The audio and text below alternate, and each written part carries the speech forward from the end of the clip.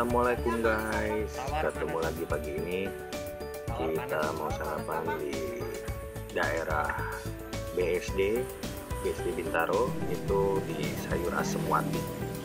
Tempat yang cukup ngetop buat anak motor sama anak sepeda. Kalau habis pada berkegiatan pagi, mereka pasti sarapan di sini. Kita lihat aja ya, ada apa aja menu pagi ini.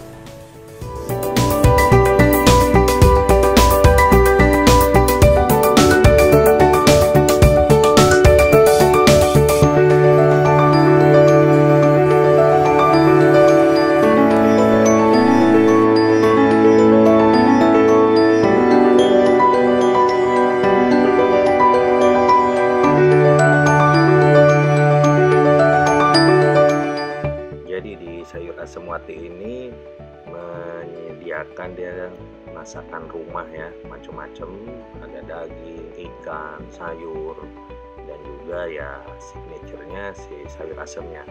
Nah di sini sistemnya all you can eat, jadi per orang itu langsung dihitung 25.000, makan sepuasnya kecuali sayur asem nambah lagi 15.000. Jadi lo mau ambil lauk lagi, mau ambil nasi lagi, sambalnya itu bisa, cuma ya kalau kata si ibunya yang wajar-wajar aja.